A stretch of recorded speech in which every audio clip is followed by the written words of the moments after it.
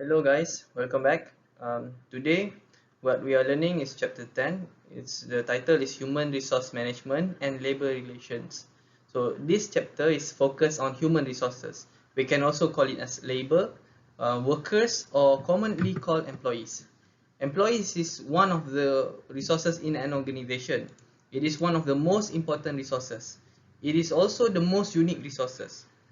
These resources can upgrade itself. It can leave the organization, it can sabotage the organization, it can go extra mile for the organization, it can do a lot of things. These resources should never be taken lightly. It can do wonders and it can also do serious harm to organizations. In this chapter, we are going to learn about a couple of things. We are going to explain how managers plan for their organization's human resource needs. If you see here, I'm going to highlight this. Okay, we will also discuss on how organization select, develop, and appraise their employees' performance. We will then proceed to examine the main components of compensation system. And lastly, we're going to explain why workers organize themselves into labor unions and how they bargain with their managers.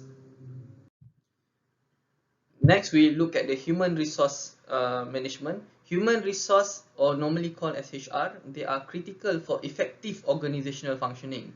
Human resource management was once considered as a second-class status in many organizations, but its importance has grown dramatically in the last 2 decades.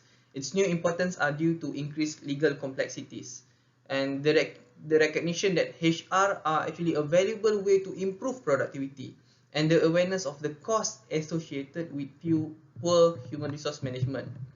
And if you see here, there's human capital. I'm gonna just quickly discuss about human capital. Actually, the human capital reflects the organization's investment to attract, to retain, and also to motivate an effective workforce. Good human resources will attract amazing talents and manage these talents well and also retain the talents in the organization.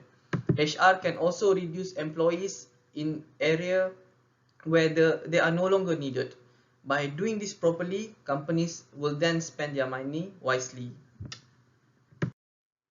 Human resource team needs to undergo some form of planning for its organization. It involves several processes. It normally starts with job analysis. The one that I'm going to highlight, let me highlight it. Okay, it normally starts with job analysis. So job analysis is a systematic analysis of job within an organization. Actually, most firms, they have trained experts who handle this analysis. And the job analysis result in two things. The first one is job description. Okay, I list it here. Okay, the second one is job specification. Let's take a look at job description first. The job description, they list the duties and responsibilities of a job, the working conditions, the tools, materials, equipment, and information needed to perform the job. Whereas the job specification lists the skills, abilities, and other qualifications needed to perform the job effectively. As you can see in this figure, the starting point in attracting qualified human resources is planning. Specifically, HR planning involves job analysis and also forecasting the demand for and also the supply of labor.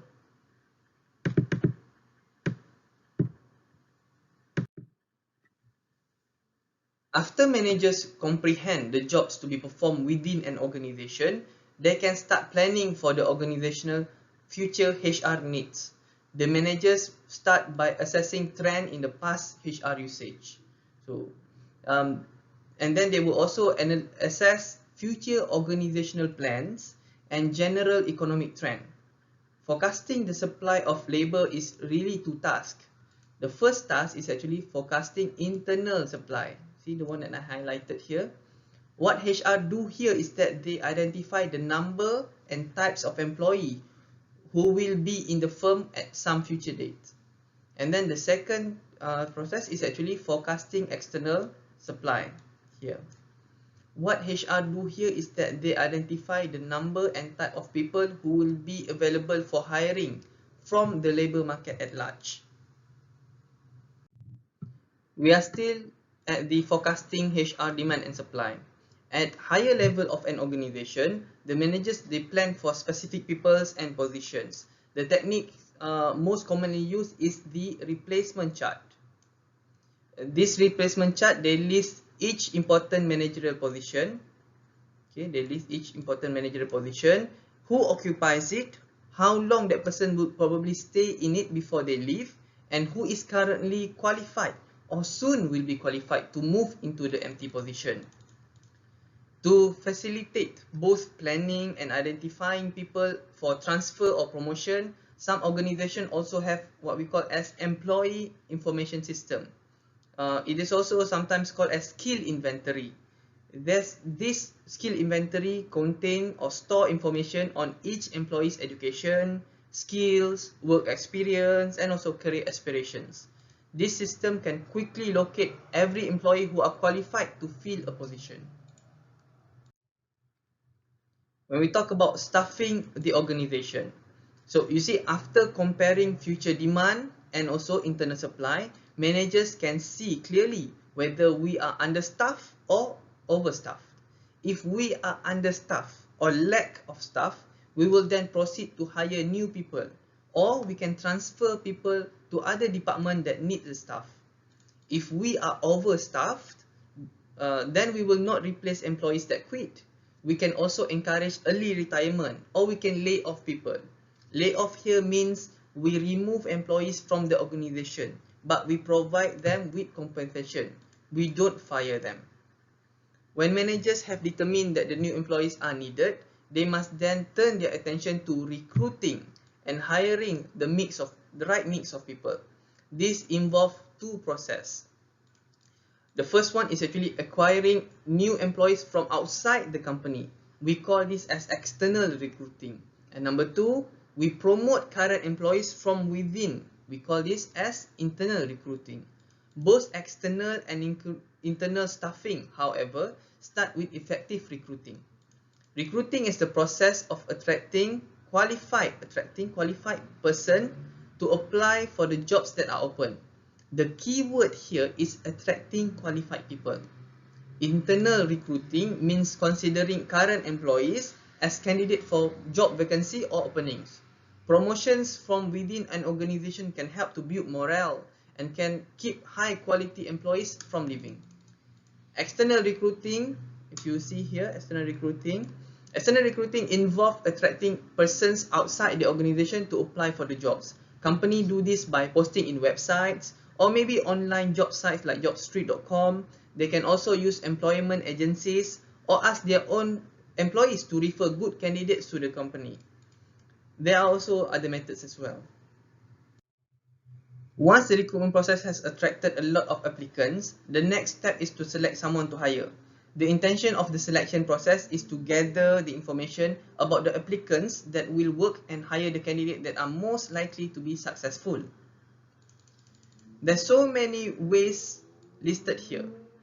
Company can use all of these tools if they want to, but normally they won't do all of it. Let's take a look at the tools that are used. The first step in selection is usually asking the candidate to fill out an application. An application form is an effective method of gathering information about the applicant's previous job history, educational background, and any other job-related data. Most applications are now prepared and also submitted online. For tests, employers sometimes ask candidates to take tests during the selection process. We will be tested on ability, skills, knowledge, and others that are relevant or related to the jobs that we applied. This can increase the possibility that we will be successful in performing the jobs when we are hired. Interview is the most popular method in hiring, but they might not be that good in predicting the job success or suitability. For example, we might be biased during the interview, or maybe the candidate might be faking it. And we also have time limitations during the interview, which might not allow us to cover important aspects about the candidates. So the interviewers can also be quite tired after interviewing so many candidates. But to increase the effectiveness of interview, we can use structured interviews whereby the questions are already written in advance and all the interviewers, they follow the same questions during the interview no matter who the candidates are. We also have polygraph tests. Polygraph tests are no longer popular. Its main purpose is to ensure that candidates are telling the truth. We also have drug tests. Drug tests are very important when company knows that drug-related abuse can create serious safety hazard, such as lorry or bus driver. So it is also becoming more popular now. Some organizations also run criminal background check on candidates. And then lastly, we look at references here. References check happen when we call their previous employers, but it's not that effective, as candidates normally only provide the names of those people who will most likely give positive feedback about them. Now let's move on to compensation and benefits. You see, people who work for a business expect to be paid, and most workers today also expect certain benefits from their employers. A major factor in retaining or keeping good workers is a company's compensation system. Compensation system here is the total package of reward that it offers employees in return for their labors. Let's take a look at the two most common compensation systems, which are wages and also salary. Wages and salaries are the amount of money paid to employees for their labor. Wages are paid based on the time that you work. For example, if your job pays you $10 an hour, that is your wage. Whereas a salary, on the other hand, is paid for performing a job. A salaried executive earning $100,000 per year is paid to achieve a result, even if it means working 5 hours on day 1 and 15 hours the next day. Salaries are usually expressed as an amount paid per month or year.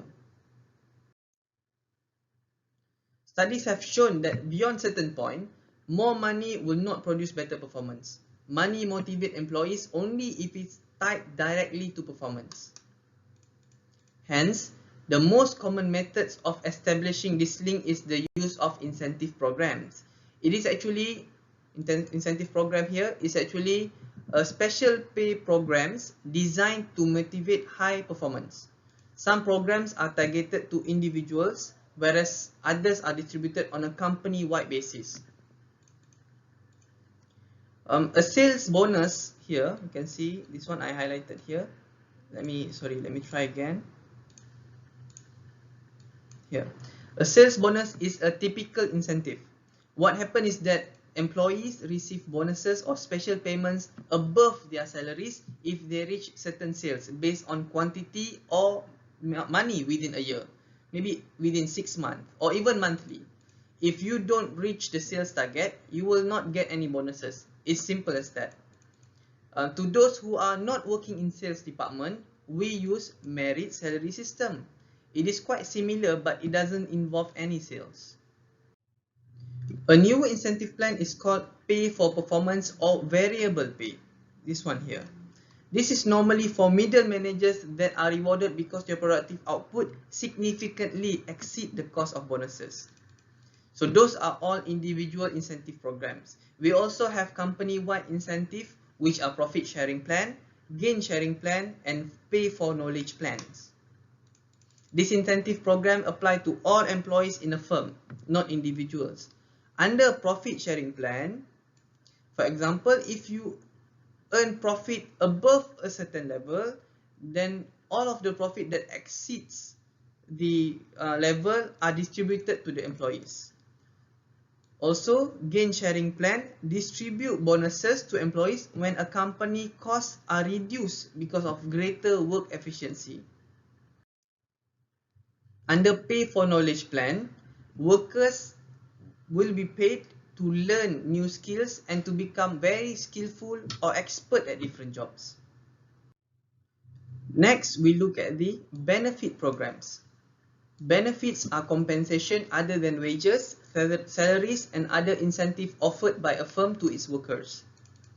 Most companies are required by law to pay tax for social security, retirement benefits, and provide workers' compensation insurance. Workers' compensation insurance are insurance for compensating workers injured during the job. Most businesses also provide health, life, and disability insurance for their workers, as well as paid time off for vacations and holidays. Moving on, we discuss on how we develop the workforce. In human resource management, trainings usually refer to teaching operational or technical employees how to do the job for which they are hired. Okay? Whereas development here, they refer to teaching managers and professionals the skills needed for both present and future jobs. Most organizations provide regular trainings and development programs for managers and also their employees.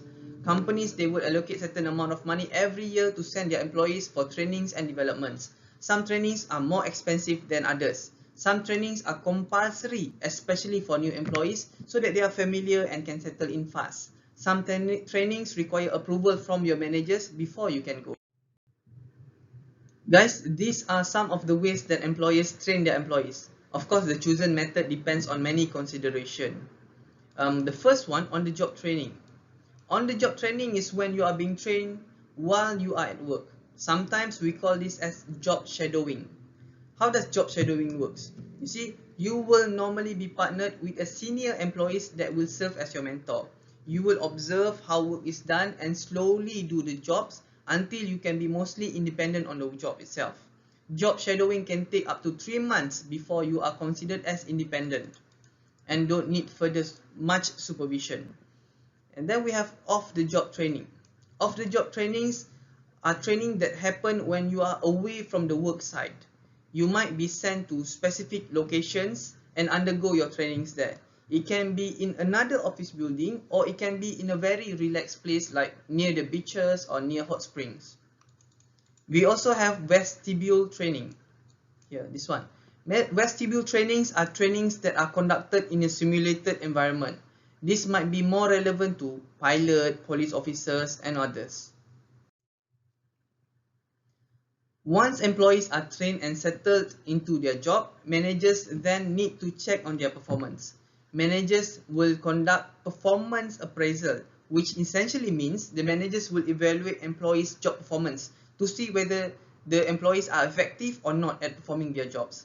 Again, it's called as performance appraisal, but normally in company we simply call it as appraisal. This is a very formal process and can have serious implication on your salary, bonus, promotion, and others.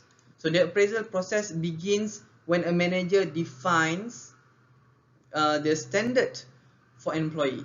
For example, if you are working in data processing, the managers will tell how many data should you key in daily or monthly. This is the standard that they are looking at. Some standards are easily identified and measured, especially if it can be counted. Some are harder to measure. Regardless, managers will still find ways to measure them as best as they can.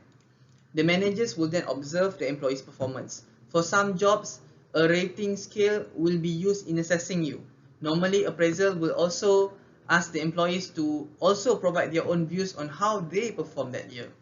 Appraisal can be done monthly, but the major ones are normally done once a year or twice a year.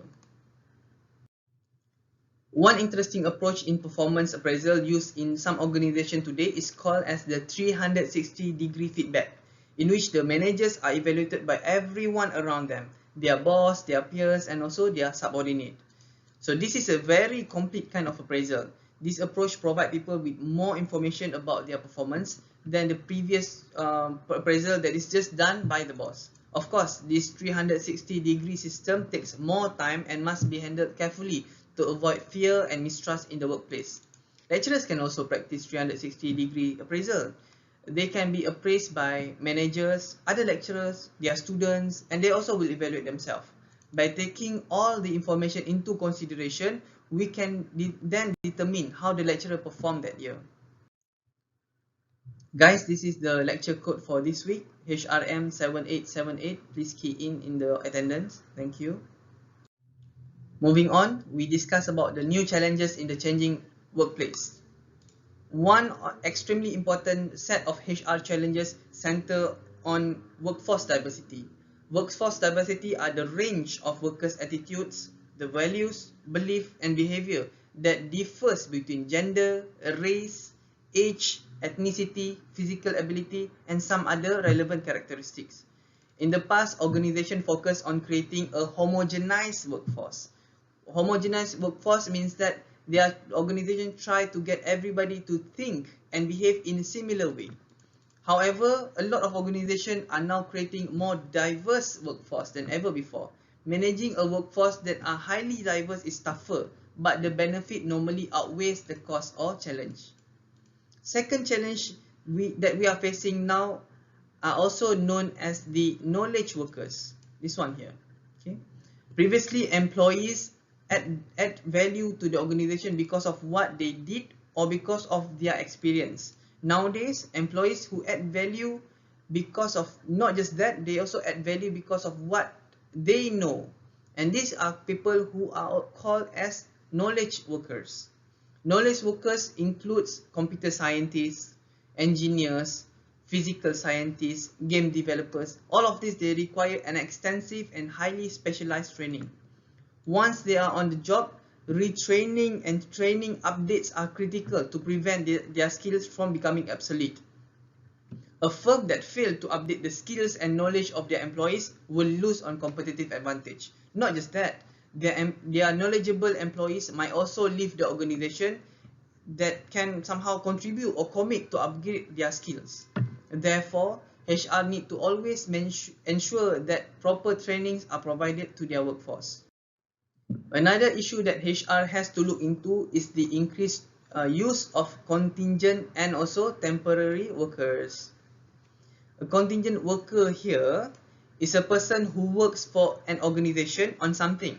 So they are not permanent, they are also not full-time basis worker. So categories of the contingent workers include these people here. These are the categories. They include independent contractors, on-call workers, temporary workers who are normally hired through outside agencies, and contract and also lease employees. Another category is part-time worker. In recent years, there have been an explosion in the use of such workers by organizations all over the world. Managers need to understand that this type of workers have their own pros and cons. Although normally you can save more money by hiring contingent or temporary worker, these workers are normally less committed. They also might be lack of firm-specific knowledge compared to the full-time workers who knows about the companies better. Lastly, these workers are less likely to go extra mile for the work company, but we understand why. They are just temporary workers. The next part that we are going to discuss is about the labor union. A labor union is a group of individuals working together to achieve shared job-related goals. So these goals might be higher pay, shorter working hours, maybe more job security, greater benefits, or even better working conditions. Labor relations, on the other hand, refers to the process of dealing with employees who are represented by a union. Guys, the power of these unions come from collective action, forcing management to listen to the demand of all workers rather than just to few who speak out. Collective bargaining here is the process by which employees and management negotiate conditions of employment for union represented workers and also draft a labor contract. Let's take a look at how the union bargains with their management. The collective bargaining process begins when the union is recognized as the exclusive negotiator for their members, and the union leaders meet with management representatives to agree on a contract.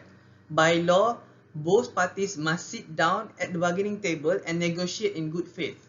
If you look at the figure here, this figure shows what is called as the bargaining zone. For example, if we take salary as the issue, the employers want to pay as little as possible. They will generally pay more than minimum, but there is also some upper limit that they will not pay. Likewise, the employees represented by the union wants the highest pay as possible, but they expect to get less. But they too have a limit beyond which they will not go. This is called as the bargaining zone. If the negotiation went well, both parties will settle at a certain salary that they are both happy with. This falls in the bargaining zone, a zone where they are both happy with the outcome.